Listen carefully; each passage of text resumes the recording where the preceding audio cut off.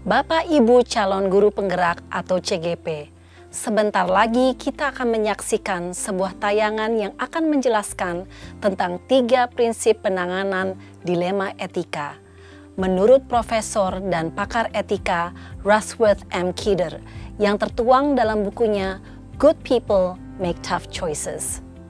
Kidder mengatakan bahwa tanpa kita sadari, kita sudah sangat mengenal atau bahkan menjalani ketiga prinsip ini yang seringkali digunakan sampai kita tidak perlu berpikir lagi melakukannya. Mungkin Anda pernah merasakan, saya lakukan karena itu yang terbaik untuk kebanyakan orang. Yang selanjutnya kita kenal dengan berpikir berbasis hasil akhir atau end-based thinking. Ikuti prinsip atau aturan-aturan yang telah ditetapkan. Yang selanjutnya dikenal dengan berpikir berbasis peraturan atau rule-based thinking. Memutuskan sesuatu dengan pemikiran apa yang Anda harapkan orang lain lakukan terhadap Anda, yang kita kenal dengan berpikir berbasis rasa peduli atau care-based thinking. Prinsip moral berbasis hasil akhir fokus untuk dapat mencapai kebaikan terbesar untuk jumlah orang terbanyak. Proses berpikir seperti ini berpijak pada aliran utilitarianism, yaitu mengerjakan apa yang dapat menghasilkan kebaikan terbesar untuk jumlah orang terbanyak.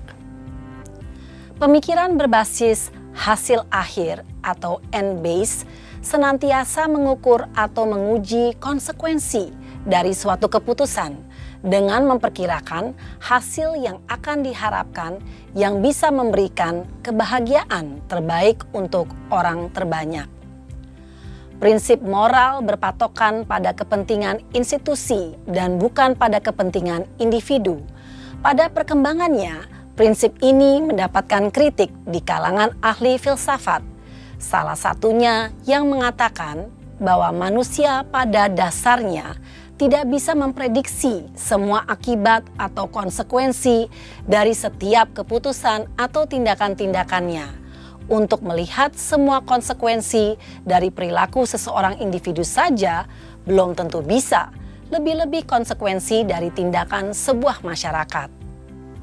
Contoh dari kritik pada saat manusia membangun reaktor nuklir. Apakah mereka memperkirakan bagaimana sebaiknya pembuangan limbah dari pabrik-pabrik reaktor nuklir tersebut? Berpikir berbasis peraturan atau rule-based thinking. Bagi para ahli filsafat, prinsip ini sering disebut prinsip deontologis yang berasal dari bahasa Yunani, deon, yang berarti tugas atau kewajiban. Sehingga prinsip dilema etika ini bukan berpusat pada konsekuensi atau hasil akhir, namun berpusat pada apa tugas kita, apa kewajiban yang patut kita lakukan. Seseorang akan bertindak sesuai peraturan yang berlaku, dan orang tersebut mengharapkan orang lain pun bertindak mengikuti sesuai dirinya. Kritik terhadap prinsip ini. Pada penerapannya, prinsip ini dianggap terlalu kaku dan mengabaikan keberagaman individualitas manusia. Bahwa mereka tidak terlalu memperdulikan hasil yang akan didapat, namun lebih fokus kepada prinsip atau aturan dasar yang diyakini, selalu berpatokan pada sudah menjadi tugas atau kewajiban. Dengan demikian, bisa jadi peraturan itu sendiri yang salah secara prinsip.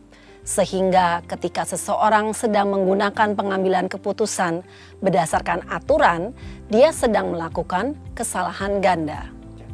Contoh dari kritik ini, bagaimana bila seorang anak diwajibkan atau telah berjanji kepada kedua orang tuanya untuk tetap berada di dalam rumah dan dilarang keluar untuk sesuatu alasan apapun, sewaktu orang tuanya pulang terlambat dari kerja.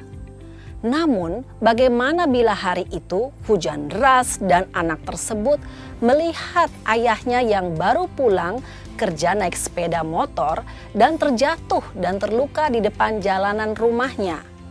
Apakah anak tersebut tetap berada di rumah dan tidak memperdulikan ayahnya yang terluka di jalanan tanpa ada yang membantu?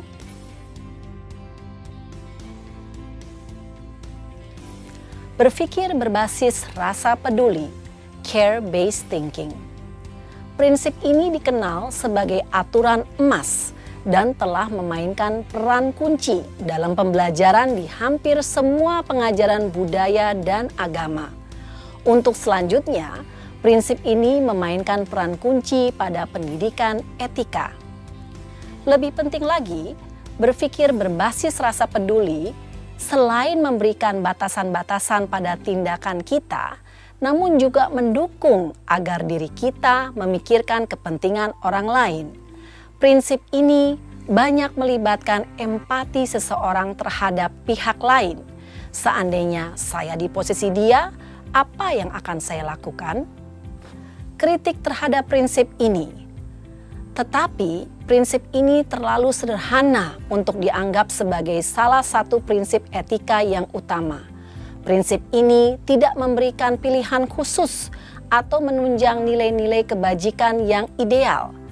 Prinsip ini gagal memberikan contoh kebajikan seandainya situasinya melibatkan kedua belah pihak yang sama-sama melakukan tindakan yang kurang terpuji.